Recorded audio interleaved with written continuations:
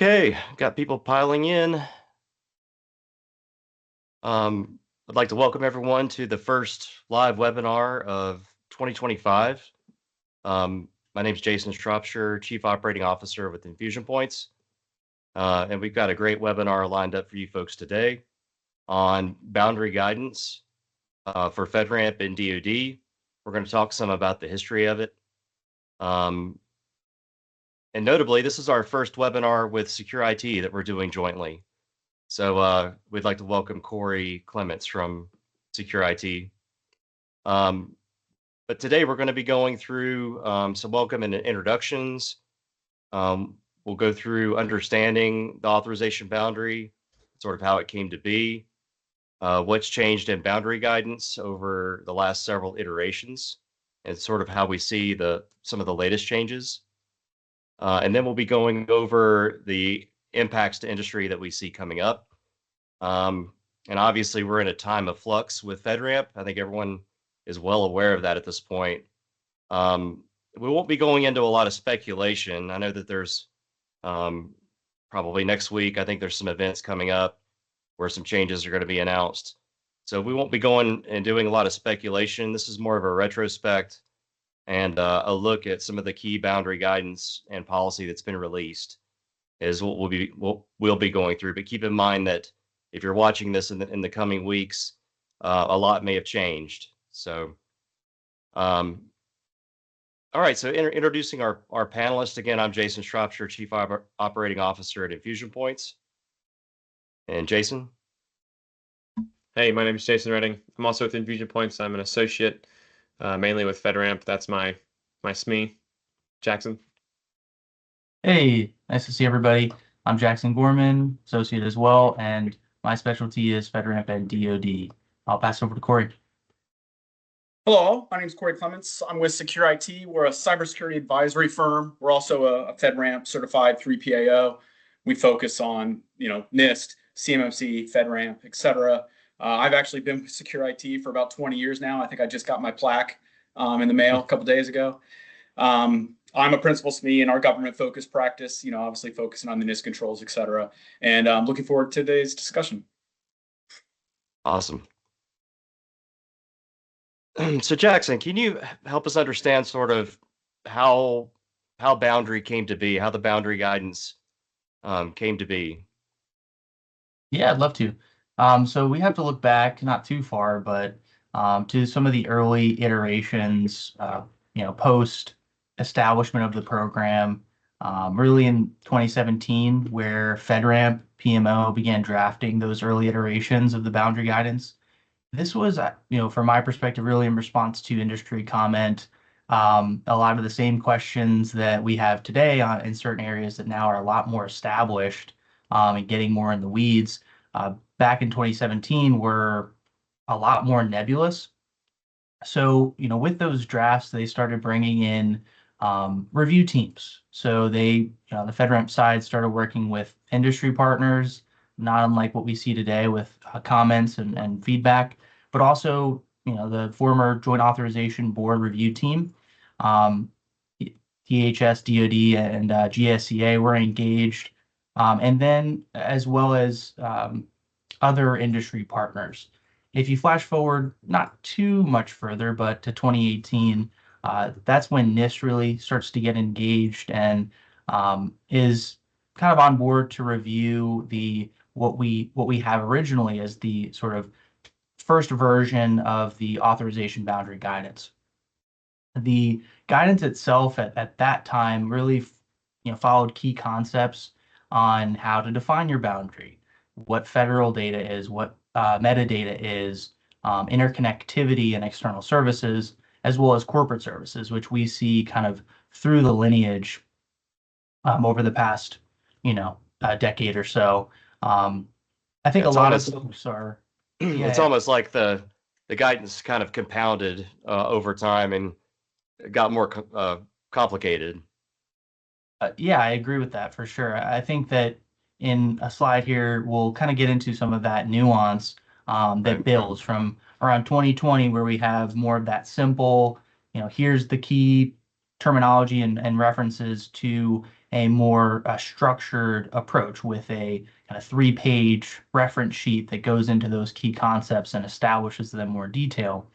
From my perspective, right, that's then built and it takes the OMB definition of what an authorization boundary is and puts it into reality. The authorization boundary itself is one of those defining moments in the journey to an authorization, and I think that taking the OMB definition of just all components to be authorized, right, creates the ambiguity that FedRAMP comes in and tries to solve. I don't know if any of the other panelists have any additional thoughts there, because I know that the FedRAMP program, this is kind of like crucial to the FedRAMP program, is just being able to establish that boundary.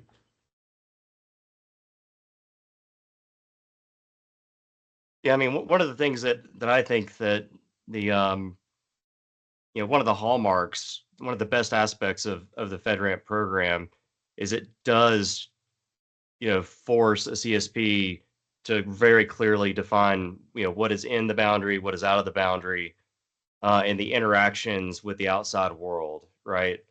One of the things we've noted as a security operations provider that operates a 24/7 SOC, we deal with incident response from not only these FedRAMP customers of ours, but also of state and local government offices and municipalities and things like that. And we've always noted that it's the FedRAMP environments are much cleaner and much quieter.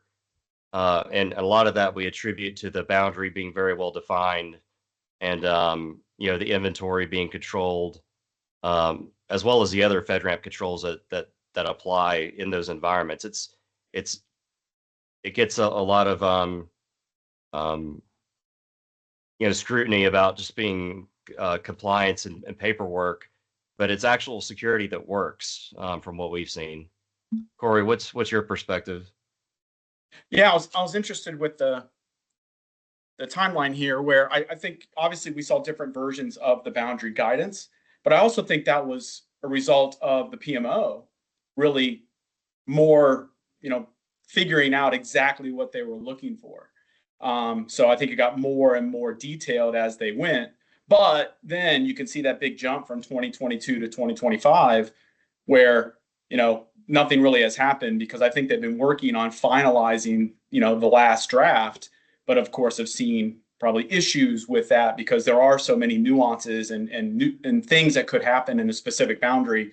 So they're having a hard time really drawing that line of what's in and what's out, and there is a little bit of that gray area that it's hard to define, and that's where I think we're seeing that a little bit in the new policy, where they definitely are relying on the CSPs and specifically the 3PAOs to help with that.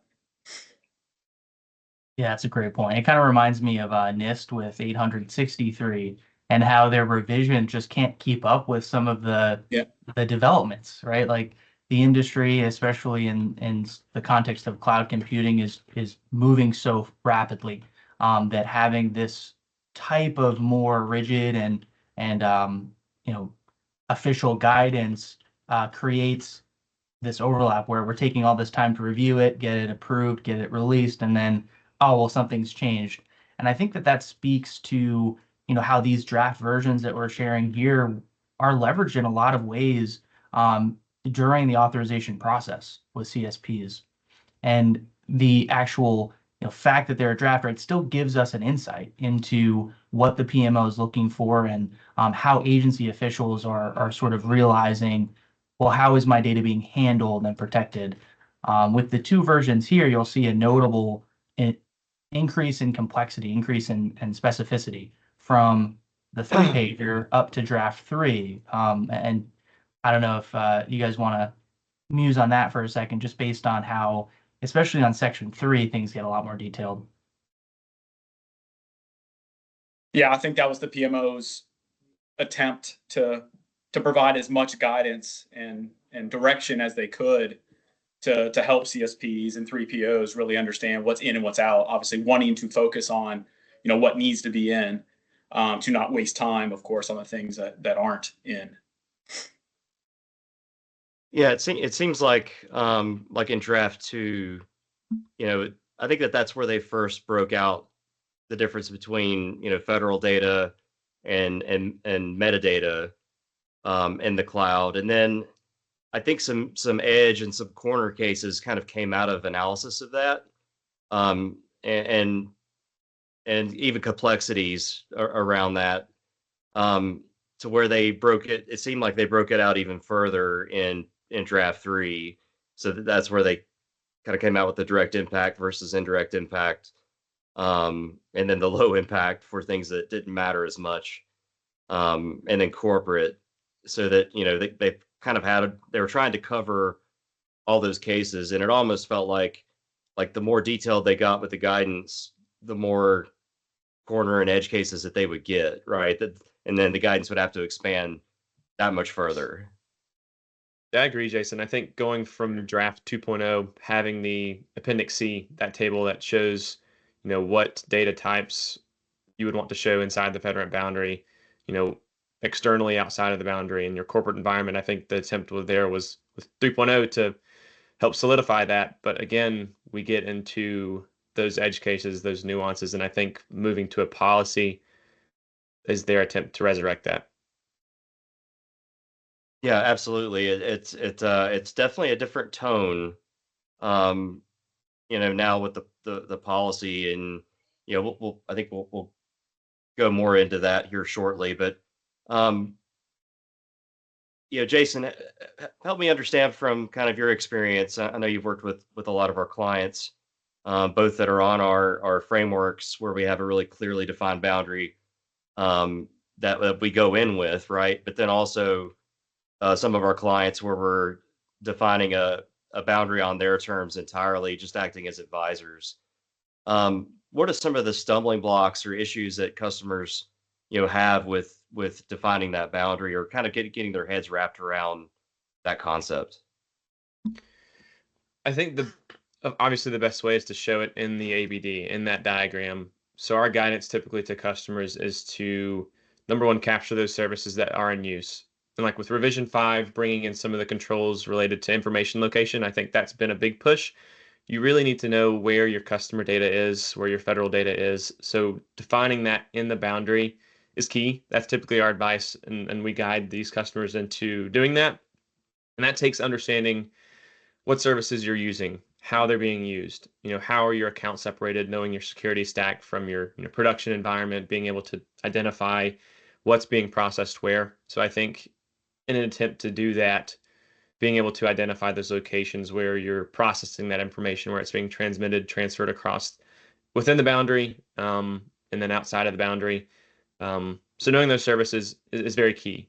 And then the approach we take with diagrams, we like to lay out the different data types that are in use, and that can get lengthy. I think the more definition there is on the type of data flow, traversing each account, within an account, that's how we approach it. How is this service communicating to another service? What data is being transmitted? What data is being stored? I think as those conversations happen organically, a lot of those details come out. Jackson, do you want to touch on that too, given your experience? I was actually just on a call this morning with one of our new customers on this exact subject, and it's just a lot of the same threads come out, exactly what you're saying.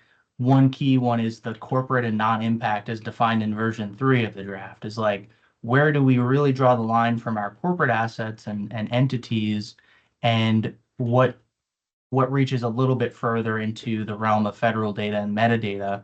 And honestly, how do you draw the thick red border around this mess of things that may have different product teams and different developers and different entities all coming together, just to deliver your product to an agency official or mission owner who is like, yeah, this is great. I want to buy this. It's like, how do I put that together? So just to add that point there, I think from a corporate side. Yeah, great discussion.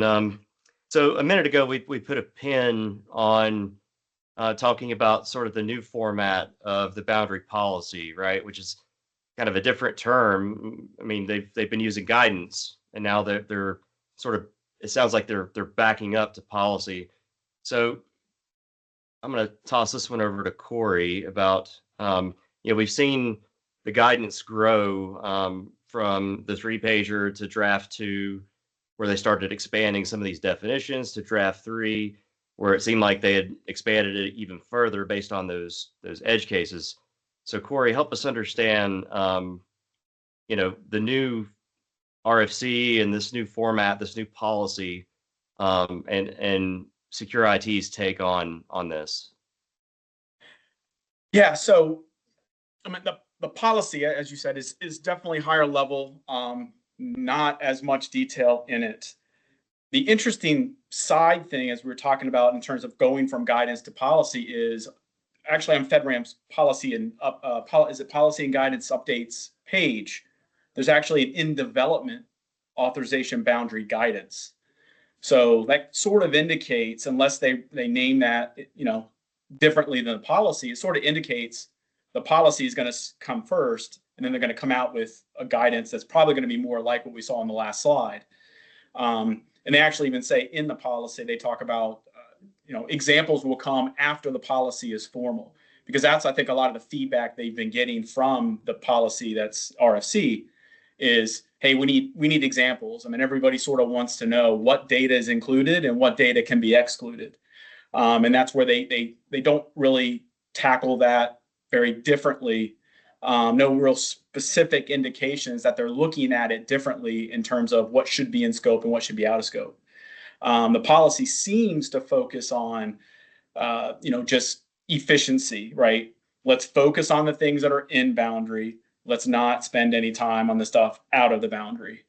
And then they want 3POs, of course, to validate the things out of the boundary should, in fact, be out of the boundary. They also talk about the agencies. This is an interesting thing that they added, I think, unless I missed it in past ones, is they're looking for the agencies to review those packages on their own, and it shouldn't be on, of course, the CSP or the 3PO to review the external systems, packages and SAR results and things of that nature. They're just looking for the CSPs and, of course, the 3POs to deal with the CRMs, the customer responsibility matrices of those external systems, and not obviously redo, assessment work.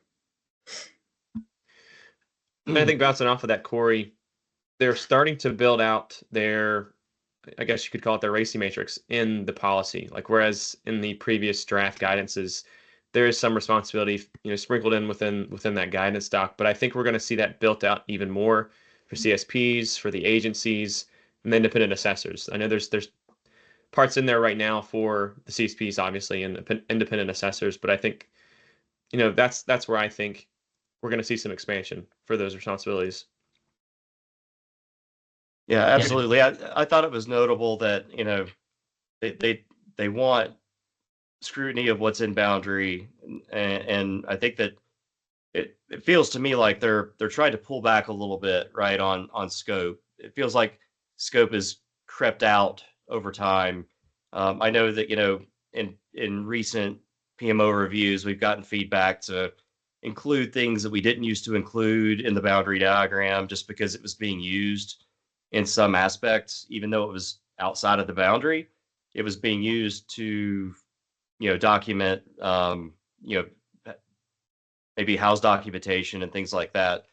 So a lot of additional things has crept into the boundary over the years, into the diagrams. And I think that the idea is let's start cutting back a little bit what we include, because there's already kind of enough to remember each time we're doing this. And it's, let's focus on what we need to be focused on. Yeah, I think that, I totally agree with that. From my perspective, it's a shift towards a more targeted and manageable boundary, allowing a better kind of definition around, hey, handling federal data and information, grounding it in impacting confidentiality, integrity, and availability, and then excluding those what they're referring to as ancillary services, or ancillary services, which I think, and to Corey's point, as far as kind of preceding new guidance, I think there's no notable reference of any guidance on diagrams, like the authorization boundary diagram that is very prominent in historic historic guidance.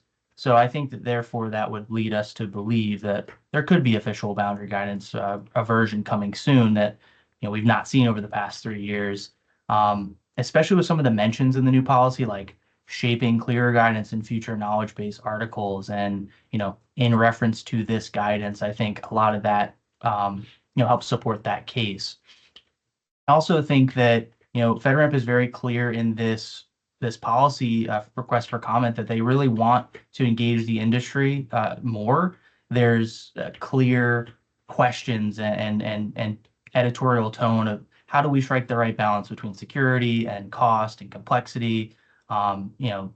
This is an opportunity for us, I think, as stakeholders in the industry to also pick out the gray areas that may have unintended consequences for the interpretation, which I think is a lot of what we try to help our customers do, is like figure out those gray areas.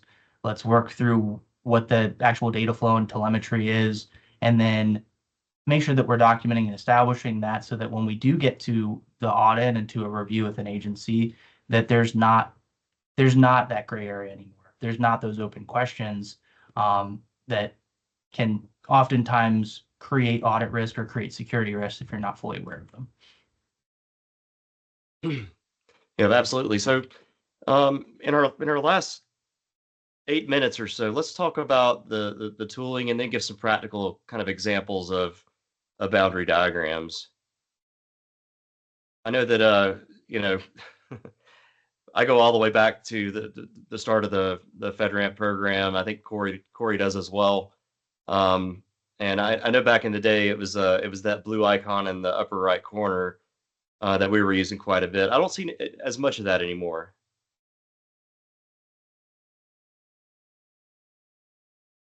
They certainly have changed for sure. Yeah, I mean, what's Corey? When you guys are doing these, what do you prefer to use? I'm sorry, the blue icon? Well, that's Visio. Oh, gotcha. But I was just wondering Jason, what tools. Yeah. Let's switch slides. I think that makes sense. Bad. My bad. There we go. I switched down the wrong one. We saw Visio most of the time, but then we started seeing Lucidchart. We see a lot. Then we started seeing on, in cloud stuff. The interesting thing is when our clients started to use those, there was questions of, well, can I use this if it's not FedRAMP authorized? So it started getting a little bit into that when it's a cloud system. So that was an interesting sort of twist, if you will. Yeah, it's like when does a boundary diagram become metadata in itself, right? Like how developed does it have to be? Yeah, we've ran into that as well. That's where Draw.io I think was really good because the data could stay local, as well. Yep. Yeah, I think that's another sort of gradual iteration of these drafts that we've seen. Is I remember to your point, Jason, I go back to the beginning, and it was there was always like a document that the PMO had that they were checking off when they were looking at diagrams, but nobody had it. So then if you went through the PMO review, then you would hear about it. So you take notes and make sure you updated your processes to make sure you covered everything. And then they would add more things and more things. And next thing you know, it got to the point where they started providing that out to people, but not really formally, because they wanted to be as transparent as possible and help them, if you will. And then eventually they did get it to a point where they could put it in, documentation and policy or guidance, if you will. So I forget if it was in 2.0, but it definitely was in 3.0. And I think now it's even in the SSP template, the front matter template that tells you sort of those same bullets. So everybody sort of playing from the same, page of music, if you will. Yeah, I remember at one point I had a Word document that had like all the guidance that we could find, the instructions that were in the SSP, feedback that we had been given from different reviews. Like it was kind of building a mystery over time, the cheat sheet, so to speak, internally, that we had to maintain before some of this guidance was released. So transparency is is the best policy. And I think over time, the PMO has gotten much better about it. But going forward, I think that would be the most helpful to sort of level the playing field for everybody. So we're all playing by the same rules. So just getting into these diagrams, we've got a few examples. Who wants to go over this one? Yeah, I can start here. This is definitely like a example diagram, high level. You'll see a lot more of a comprehensive approach with diagrams that we produce. And, to your point, Jason, nowadays things are done a lot differently where we have to, move very quickly to spin these up based on the pre-existing frameworks we have that kind of allow you to sort of just plug into that diagram. Here, though, we're really looking at an authorization boundary diagram versus like a pure component shell. The component shell is a term that's used within the job aid packet that Corey was referring to, which gives just the form and function of the system, the entities, as well as the components that make up the system. So if you look back at sort of the OMB definition, it kind of maps nicely there. I mean, overall, you need a legend. You need to leave space as well. Definitely recommend that to plan for scaling. So if you need to make changes, swap out assets, or expand the environment, you definitely want to make sure you have room to do so. It's for the assets themselves, it's definitely important to show the individual virtual machine instance, the database instance, or the container cluster for container workloads. Calling out the operating system is very important. We reference the cryptographic modules table as well in order to compare that right to the operating system in the diagram. Really, you just want to be able to, if you're an auditor, I know we have some, we have SecureIT and we have some other audit teams on the line, be able to look at the diagram and say, hey, here's a representation of this asset in my system component inventory that you then produce as part of your Kanban package. I know I'm missing some stuff. Jason, Renning, you want to add anything there? Yeah, of course. I think the biggest key, like when you get into these very complex environments that have numerous, microservices, they're leveraging, a single service type in many different ways and different accounts. And it's difficult to diagram those when these environments are massive. So I think looking at this holistically for the authorization boundary diagram, showing it once has been our key, where it is in that account. Because if not, things tend to blow up very, very quickly. An approach we've taken with that is, here are all the different accounts in use. Here are the different VPCs, our subnets. But for the more complex things, pulling some of that out and putting a magnifying glass over it tends to help when you start talking about the production account, how the customer accesses that account, and then the data that traverses within that account. So having the ability to pull that out, have a separate, support supplemental diagram, I think is key, not only to show and understand where your data is, but to walk the auditor through that. Yeah, great call out. And I think additionally, we've dropped in that new concept in the upper right there for ancillary services. And being able to show those in your diagram, but also establishing the element of negligible risk there to the actual federal data that's being, processing and storing that data within the boundary itself, I think leads to the overall motivation of FedRAMP with the latest policies, reducing burden overall. Things like your PagerDuty or your corporate email system Outlook, Confluence, Jira, commercial pipelines that maybe not even connect to the boundary, whereas those who will show in the staging and development area are feeding the boundary. I think that all leads to that, ultimate support, right? Like to reduce the burden on CSPs, on the three PAOs, as well as the agency itself when they're reviewing. Yeah, one thing we tell yeah. our customers, up front is this is going to be most likely the most detailed diagram you've done. FedRAMP wants everything. At one time I had a client, a government client, that we did the whole SSP, whatever, and they were asking why antivirus wasn't being discussed in the the system description. I was like, oh, it's in the controls, and they're like, nobody reads that. So that's what the diagram is. That's what everybody reads. Not all the other 100%. documentation apparently. So they want ports in there. They want subnets, as Jason said. They want that detail. So we'll always get the question back of how can you fit all that in? I think you hit it with a microscope type of, you can have drill downs in different documents if needed, depending on how complicated and complex your system is. So it is required. Again, we have another joke that, FedRAMP sort of the 5 stages of grief. So get through the denial phase of the diagram. It does have to have that stuff in it. It's in the policy to say that. So, or in the SSP guidance. So, so it definitely will be the most detailed diagram you guys have done. And most of the time when we start with our clients from an exploratory standpoint, we're only getting really their application diagram and not everything else. And that's where then we have different, we'll probably talk about this later, but ask more different questions about pooling and things like that, because that's what FedRAMP brings into the boundary, or at least they have, traditionally. We've all had that one client that stays in the denial phase too long, and it's like, come on, guys, it's time to. I experienced that with like the full life cycle, right? So you start out, you get through it, you have the most comprehensive diagram, it passes the muster for your review and your audit, and we finally get to the agency official, and they're like, this is way too complicated. Can you make something that looks like this? And they literally linked us to our own blog on sample authorization boundary diagrams. And I thought that was the funniest thing, because it does, right? It does get super complicated.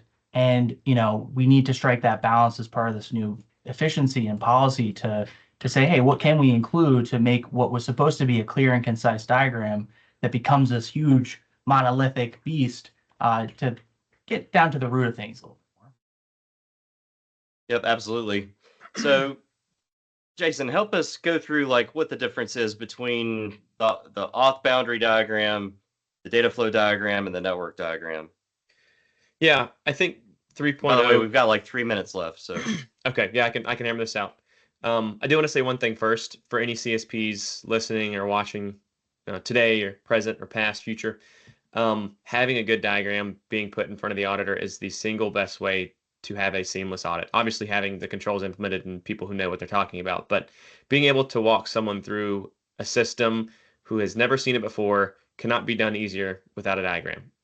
But yeah, so 3 diagrams, the 3 musketeers, the way I look at it, being able to show your authorization boundary, all the services and scope, how data traverses the boundary. Looking at the data flow diagram, that's sort of where we look into the different accounts, like describe how you're doing logging. So throwing in statements about how you're doing logging throughout the environment, application logs, security logs, being able to identify those pieces is crucial. And then, of course, they're asking for the ports, protocols, services, being able to show those clearly defined in the environment. We like to pair those with the different data types used in the diagram, showing the different subnets, your different CIDRs, how those are implemented true to nature. Showing things like that is key, especially double clicking into the production account. It's critical. That's sort of why I alluded to pulling some of those details out. I think the network network architecture diagram and the data flow diagram do a lot of those things. Jackson, maybe you can add some more details there. Yeah, I'll keep it brief. Big tip that I have is use the tools to your advantage that you have. Layer on layer on layer, especially in some of the more complex tooling like the Visio, the Dryos, Lucid Charts, and Miros. Build the diagram for scalability so that you're not spending hours of time trying to rehash things. You can plug and play based on the layered approach that you have. For the data flow diagram, to increase your clarity and sort of visual representation, you can use call-out boxes. A lot of the auditors we work with and auditors on the line really like that, to draw your eye to things and walk you through it, even if you're not there to actually provide a walkthrough. Additionally, for the network diagram, more limited guidance on that front from PMO, but our focus here is really on network communications, DNS, subnet specificity. Call-out boxes are totally fine here too, but being able to call out DNS and DNSSEC, either if it's authoritative servers you're managing, or if it's third-party SaaS, or if it's a DoD solution and it's totally out of control. Just being able to call those things out and document them here focusing on the network elements like VPC or CIDR blocks, IP CIDR blocks, things like that. Just trying to pepper in those tips there. And also one last thing I'd say is most of the examples you're going to see, and specifically the work aid that FedRAMP puts out, is all agnostic, right? They don't want to, be backing any sort of vendor. So when it is available, of course, AWS, even the MFA, like let's see, it says 502 here. Let's say you're using YubiKeys, they want to see that detail as well. So, so if you have all of that, it really makes it, much easier for them as well to sort of say, oh, yep, they got it. And then they can see everything else and how it works together, knowing what it's sitting on, right? Because a lot of these cloud, let's say, IaaS and PaaS, work a little bit differently. So if they can see all that and know that, then that helps as well. Okay, so let's take some time to answer some questions. I know we got at least one in the QA section, and if folks in the audience have any other questions that they would like the panel to address today, please go ahead and get them into the Q&A or into the chat, whatever you have available to you. This first question is from Teo, and he asks, for example, let's say a company has good commercial cloud software business, and it has received multiple inquiries from different government customers that want to purchase. Can you describe the journey that company needs to take in order to get purchased by government customers? So I'm going to throw that question, because Teo has heard from us at least a handful of times on this process. I'm going to throw it over to Corey. Okay, so things are changing, right? In terms of sponsorship and things like that, but we'll talk business as usual for the moment. I'm sorry, and I'm reading your question here. So there's a little bit of a chicken and the egg, right? So if you're interacting with a potential customer, the government customer, and they're motivated to use your system, then they're going to want, obviously, to sponsor you. However, if you have a timeline that's 2 years or something like that to go through this process, that might not be something that they're willing to kind of sign on for. So you sort of have to see the different knocks on the door you're getting, and look at making decisions to sort of go down the path and having a plan to get to the FedRAMP authorization endpoint within a decent amount of time. I'd say a year and a half is normal if you're going all the way FedRAMP authorization, not including the PMO review. From a purchasing standpoint, that's all going to be through the purchasing contracts and things like that. The one thing that we run into almost all the time is the decision that the CSP is going to have to make, at least currently, of do we just uptick our current commercial environment to the FedRAMP baseline security requirements, or do we have to sort of set up our own specific FedRAMP, government environment? Because that's going to take a lot of effort to get that up to that level of requirements versus keeping your commercial where it is. And that, of course, what that normally turns into is a different pricing, pricing for those different customers. So that's a key thing that needs to be decided. 90% of our customers go down the path of having a separate second government environment. So that's where you start seeing these lengths of time that it will take to get to FedRAMP authorization, because just taking your current environment, spinning up a new environment in a government system, taking all these things that we talked about today with boundary, can't use a non-FedRAMP authorized vulnerability scanner, can't use a non-FedRAMP authorized, SIM cloud system, et cetera. And that's why most of our clients will go down the path of going government specific. So that's sort of, give me the background of the length of time it takes to get FedRAMP authorized. And then in terms of with your agency, being involved with your agency, having a good relationship with them, keeping them apprised of that status, that's going to improve your chances of them being your sponsor, right, and taking you down that path. I think yeah, you might definitely. have seen, and everybody talking about sponsorship is a tough thing for these agencies to do. You can imagine that's the case currently as well. So Yeah, the ones that have engaged us as a partner, I think we've been able to demonstrate, and we've been able to even take the case to agencies that we can help, shorten the timeline to get ready for audit, and we're even working toward shortening the audit as well with key audit partners that sort of understand our InfusionPoints methods and our frameworks, right? Um, so being able to show that you're within striking distance of getting that ATO or getting a SAR in their hands, I think is really helpful. But at the same time, we tell our customers, you need to be selling, you need to be out there selling, um, and doing what you can do. I know it's difficult without having that ATO in hand, but that's the only way that you generate demand and can make the business case to do it, both internally and what you used to have to do with the PMO to build a business case for JAB and such. That stuff yeah, is even isn't having happening anymore. attempting But to have multiple sponsors sort of there. So if yeah, one does, fine, they don't have the resources or drops out, et cetera, you can keep moving forward. it's But yeah, especially it's a important tough ask. today Yep. as well. As You want to well. be, you want to have that data too on hand, that market collateral that you can bring to the agency. Here's how much we think the commitment will be from you. Here's what the commitment is looking like, so that you can kind of weave that into your approach, especially when it comes to, tightening the belt and kind of seeing where things are going to be allocated. You can kind of build that narrative with that agency that, hey, we're taking on a lot of that work for you, right? Here's the minimal we need from you in order to get through this process, and then they can budget and they can plan for that. I think that's super important to have that lens and that insight. Okay, so our friend Christian has also dropped a question in. His question reads, one point of friction we often see is around credential hygiene, which seems to be lacking in the boundary guidance policy and boundary policy. How do you all typically approach this topic in the context of the FedRAMP auth boundary? So the topic of poor credential hygiene. Anyone want to take that? I could probably take that, take a stab at it. I think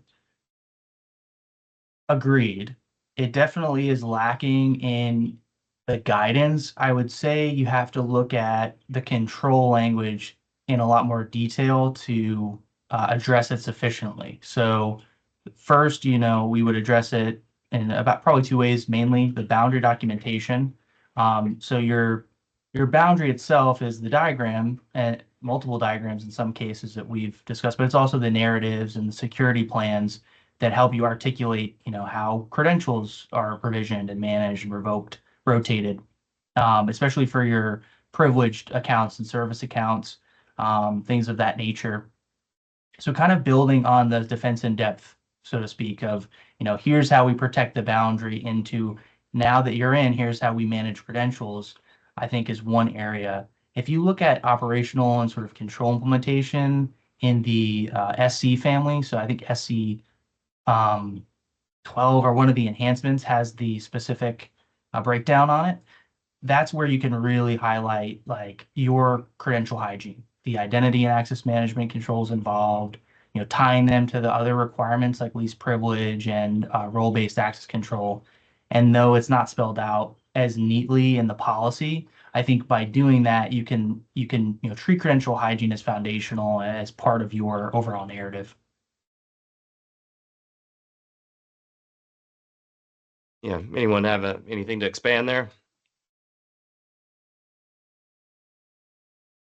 I mean, Jackson's right. If you look at the new narrative section in the latest Rev 5 draft templates of the SSP, you get that area to discuss and go into detail for how something like credential hygiene is managed. I don't typically, you wouldn't see that in the diagram, explicitly. You might be able to mention some of these things in the data flow diagram, those boxes that Jackson mentioned earlier.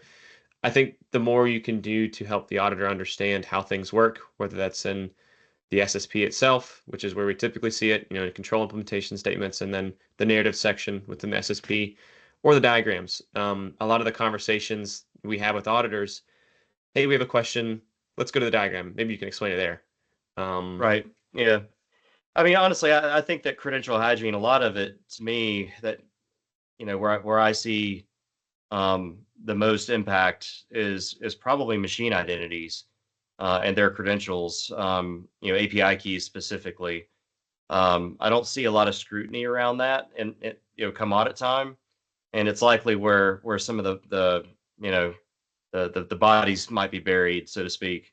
So it's an area that I think there could be a lot more exposures there than what's accounted for in a typical audit.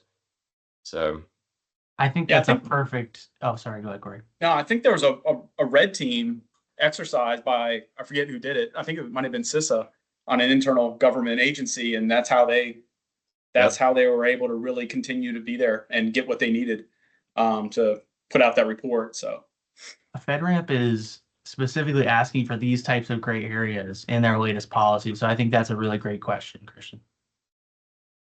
Okay, we got another question dropped in from James. How do you approach boundary guidance regarding cloud service offerings that require an agent to be installed within government customer environments, like on GFE? Does FedRAMP deem these to be in boundary or an extension of the boundary? So we covered that actually in a video on YouTube called Client-Side Components on our YouTube channel. As of, I can't remember which version of the guidance first introduced that client-side component. The idea was, let's say that you have an installable, like an agent that gets deployed on a customer's premise or in their infrastructure that communicates up to the cloud service in some way. Yes, those should be considered in boundary from the standpoint that the way that you release those, you release updates for it, you release patches for it. A lot of times that has either a required framework or it might include a JRE with it as well. You should certainly and the 3PAO should scope it for testing, right? The way that you manage that software and the life cycle of it. Corey, what's your thoughts there? Yeah, this is an interesting piece of the policy, which is they weren't too specific in terms of what's included and what's not, right? As we talked earlier in the call here. However, there are some kind of snippets in the policy that do give you an idea that they're still thinking the same way that the boundary guidance, the draft version 3 is there. Again, they're going to come out with examples, they say, going forward, but this one is actually specifically called out in the current, RFC policy, stating any components required to be installed on a tenant system should be included in the boundary. So they are still on that. I know, Yep. and specifically in the boundary, I guess the boundary diagram itself, they're looking for that to be depicted. And I think they even tell you how to depict it with like a dotted red line around it or something like that. Like it's in boundary, but just the software you're providing as the CSP, not everything else around it, where it's being installed, right? All of those types of things. Those are all going to be customer responsibilities. Yep. So you want to document those accordingly. So your government agencies, know what they need to do there. Yep, exactly. And a big interesting one with that customer responsibility is encryption, right? If your agent's doing the encryption, then of course you need to have FIPS validated encryption doing it. If it's relying on where they're going to install it, that's where you talk about a customer responsibility. So you have some flexibility there. But yeah, definitely part of the boundary. Yeah, I know that issue's come up a lot with the phone apps because the different, the way that Google handles FIPS versus Apple handling FIPS, and even if the modules are currently validated for the most recent releases of iOS, has been an issue that's caught us plenty of times. So it's one of those things that you could definitely generally point to the POAM if those things aren't yet through the FIPS validation lab is what we've been able to do. So and I think with the point of FIPS, the latest FIPS policy as well that's just been released kind of digs into that further and tries to address some of those pain points that we've seen, specifically with regard to a selection of an update stream versus a validated module stream. And, you know, by doing that, I think it gives CSPs a lot of flexibility and hey, you know, we're POAMing this particular module, but it doesn't create all the overhead and burden that it you know, even just a year or so ago, it would have based on the upstream connection that you have there where it's out of your control. I think that's definitely relevant here with some of the more efficient changes being made. All right, so we're a little bit past our time, so I wanted to respect everyone's time and go ahead and bring this to a close. But we really appreciate all the folks who registered and attended today, and hopefully we'll be reaching more on YouTube afterwards. And Corey, I really appreciate SecureIT participating and you joining us. I think this is something we should do more often, as you know, get together with others in the industry and talk through our different points of view and how we see things. But I know that it's good to get your perspectives, so we appreciate it. Yep, absolutely. Glad to be here. Yep. All right. Thanks all. Thank you for your time. Thanks for your questions.